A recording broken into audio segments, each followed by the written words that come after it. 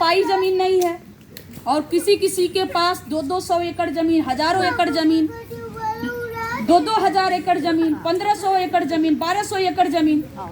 तो आप बताइए, उनके पिताजी क्या पैदा हुए तो जमीनियां ऊपर से लेके आए थे? जमीन तो प्राकृतिक संपदा है ना, प्राकृतिक संपत्ति है, और प्राकृतिक संपत्ति में हम सभी का अधिकार बराबर बराबर है। ये बाबा साहब ने संविधान में लिखा है। लेकिन जब हम मांगेंगे तब ना मिलेगा।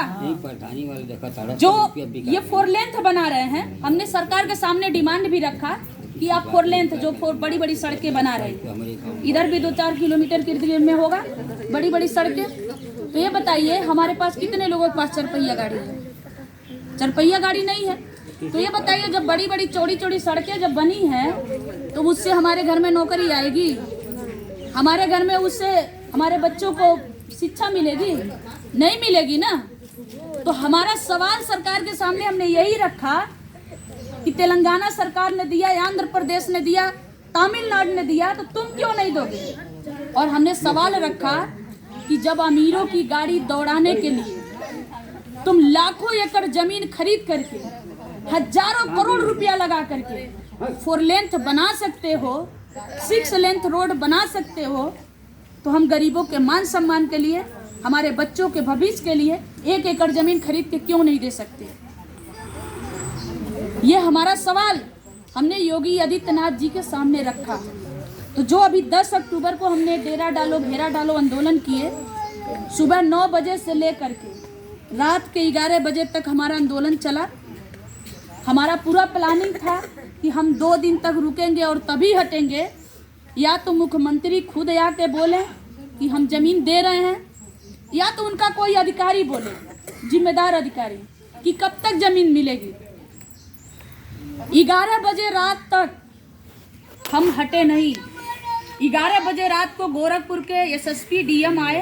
आप 10 अक्टूबर का आंदोलन देखेंगे तो 11 बजे रात को डीएम एसएसपी आए और हमारे मंच पे खड़ा होकर के उन्होंने कहा कि आपकी मांग जायज है, संवैधानिक है, गरीबों को जमीन मिलना चाहिए, गरीबों का भी जमीन में हक है, और इस मांग के साथ मैं हूँ।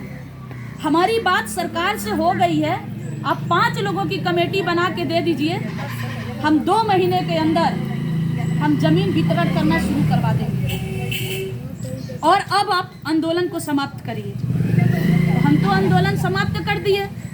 हमने कहा कि भाई 11 बज गया है रात, हमारे बहुत सारे साथी दूर के हैं, कोई बड़हलगंज से है, कोई देवरिया से है, कोई कुशीनगर से है, दूर दूर के हैं, रात में गाड़ी मिलेगी नहीं। तो 10 अक्टूबर को आप देखेंगे कि डीएम के आदेश पर पूरा बस फ्री किया गया था। गोरखपुर का बस जितना है सरकारी बसें फ्री किया गया, और जगह जगह ले जा करके क्या किया, 12-13 बस हमारे जनता को ले जा करके भर के छोड़ने लगे। कुछ लोगों का संसाधन था तो वो अपने संसाधन से निकल गए।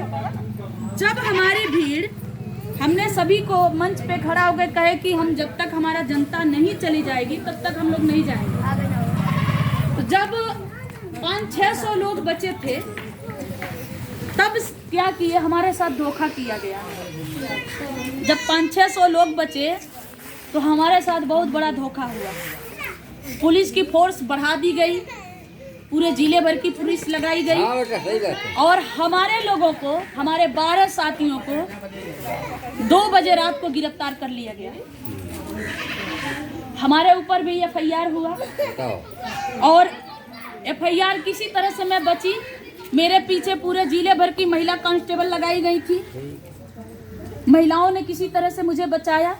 लेकिन जब पुलिस वाले मुझे नहीं पाए तो हमारे घर के हमारे छोटे भाई को गिरफ्तार कर लिए, हमारे रिश्तेदार को गिरफ्तार कर लिए। यहीं तक नहीं, दिन में 4 बार हमारे घर पे छापा मारते थे। रात में 12 बजे, 3 बजे, 2 बजे रात को हमारे घर पे छापा मारते थे। मैं चोरी नहीं की थी, मैं डाका नहीं डाली थी, मैं किसी के घर में किसी की हत्या नहीं की थी। कहीं हत्या, रेप, मर्डर हो जाता है तो इन बेईमान सरकार, इन बेईमान प्रशासन के पास 2 पुलिस नहीं मिलता है। 2 पुलिस भी, अभी कोई घटना हो जाए तो 2 पुलिस भी आने में बहुत समय लगता है। लेकिन सीमा गौतम ने श्रवण कुमार निराला ने जनता के लिए लड़ रहे हैं, जनता के लिए आवाज उठाए, तो उनको महीने दिन तक जेल में डाल दिया गया। और मैं आपको बताऊं 2 महीने तक मुझे लगा, क्योंकि यहाँ से मैंने बेल अप्लाई किया तो हमारा बेल खारिज कर दिए लोग। फिर हम हाई कोर्ट से बेल मिला मुझे। जेल तो मैं नहीं गई, लेकिन जेल से बदतर जिंदगी मुझे गुजारना पड़ा। तो साथियों, फिर भी मैं उनको यही बता रही हूँ कि अगर समाज की बात करना, समाज के लिए अधिकार की लड़ाई करना अगर बगावत है, तो सीमा गौतम भी बागी है। बागी आप लोग भी बने, अपने अधिकार के लिए लड़िए। सरकार ने वादा किया, अभी 4 नवंबर को जब आंदोलन बढ़ा, हमारे लोग जेल चले गए, तब लोग सड़कों पे उतरने लगे। जो कुछ लोग थे दिल्ली से, हरियाणा से, पंजाब से, सड़कों पे मार्च करने लगे कि जो गोरखपुर में आंदोलन हुआ है, आंदोलनकारियों के साथ दमनकारी सरकार, मनुवादी सरकार गलत कर रहा है, आंदोलनकारियों को झूठा आरोप लगा के जेल में डाल रहा है। हम लोग सड़कों पर उतरेंगे, हम लोग जेल भरो आंदोलन करेंगे, पूरे देश में करेंगे। तो योगी आदित्यनाथ जी घबरा गए और 4 नवंबर का आप लोग अखबार या न्यूज पढ़िएगा, तो योगी आदित्यनाथ जी ने कहा, जैसे ऐसे ही बस्तियों में, दलितों के बस्तियों में कार्यक्रम लगा करके दादाजी 4 नवंबर का भी जो बीतल है, योगी आदित्यनाथ जी ने कहा कि 1.25 करोड़ दलितों को हम जमीन का मालिकाना हक देंगे और दलितों के बच्चों को विदेश भेजेंगे पढ़ने के लिए। तो वो ये कह करके जो लोग, बाकी लोग आंदोलन करने के लिए आक्रोश कर रहे थे, तो उनको क्या किए, शांत कर दिए कि भाई हम जमीनिया योगी जी कहत न देवे करिए। हाँ, शांत हो गए सब। तो सब लोग शांत हो गए, लेकिन उन्होंने क्या किया, जमीन नहीं दिया। दिसंबर खत्म हो गया, कहीं से जमीन देना नहीं शुरू किया। साथियों, हम 70% लड़ाई जीत चुके हैं।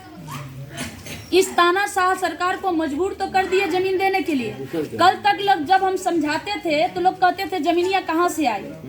आप पेपर पढ़िए ना, 4 नवंबर का आप न्यूज देखिए, योगी आदित्यनाथ जी कहाँ से बोले 100 करोड़